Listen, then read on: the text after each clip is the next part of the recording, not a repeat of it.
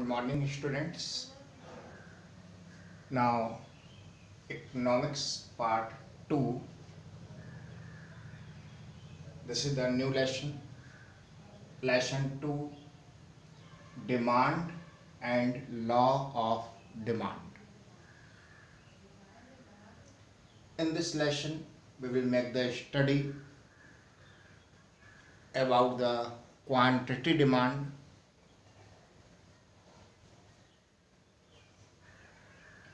which types of demand and which factor affected to the demand, and what is the law of demand. How we will draw the demand curve and make the demand schedule. First we see meaning of demand. Demand for a commodity. Commodity means product. This may be either goods or this may be either services. Goods and services both will be called commodity. Demand for a commodity refers to the quantities of a commodity. Quantities of a commodities now means in the demand. We will make the study only the quantities. How many kg, how many liter, how many quintal, how many pieces. So here we will make the study only the quantities in the demand. We will not discuss about the price which consumer are willing. Willings means consumer has desire to purchase the goods. Consumer wants to purchase the goods and able to purchase. Able to purchase means the consumer has purchasing power. He has the money to purchase the goods and he is also ready to sacrifice his money for this goods. Able to purchase means consumer has purchasing power. Now means the consumer has the money to purchase the commodities and he is also ready to sacrifice this money to purchase this commodity.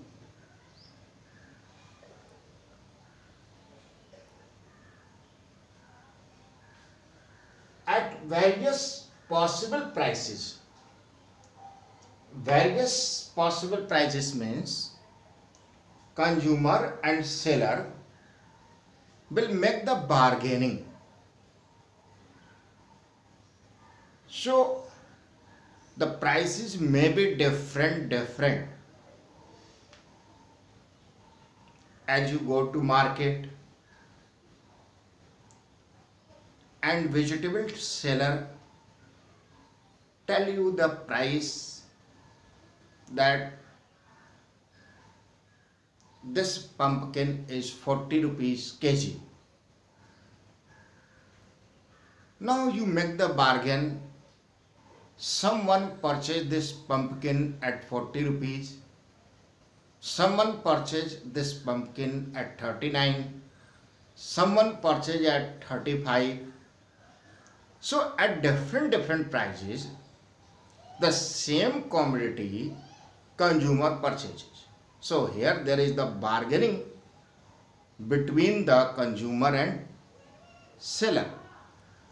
So at various possible prices during a particular period of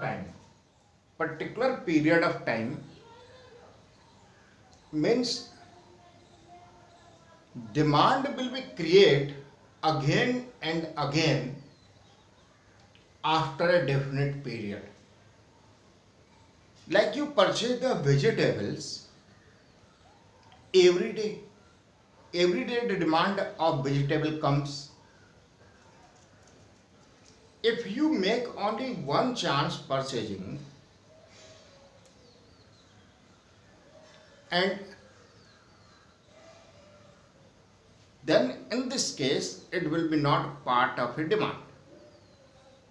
Demand has the nature of repetition. So you are seeing in the definition of meanings so many words which give the sense.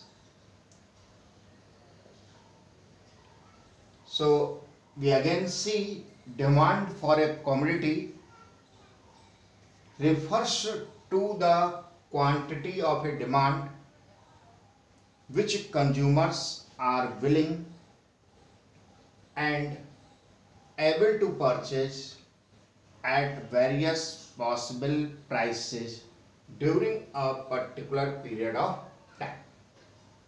So this is the demand. There are the different types of demand. Individual demand, market demand,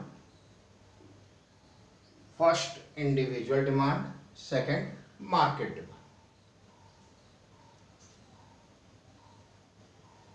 In the society, there are so many consumers. If we will make the study of a particular consumer, then it is the individual demand. Or if we will make the sum addition of demand of all the consumers, then it will be called market demand. Individual demands refers to the quantities of a commodity that an individual consumer is willing to purchase at various prices during a given period of time. So here we are seeing demand of a only individual person at a definite price in a definite period. Now market demand refers to the quantities of a commodity that all the consumers are willing to purchase at various prices during a given period of time. That will be market demand. X and demand. X and means whatever you are planning to purchase, whatever you have desired to purchase, or ex post demand. Ex post means whatever actually you have purchased. If the consumer is making the plan, a consumer has willing to purchase, now it is come in the category of ex ante, or actually the consumer has purchased, this will become in the category of ex post demand. As you see, ex ante demand refers to the amount of goods that consumers want to or willing to buy during a particular period of time. In the case of ex post demand, we will say ex post demand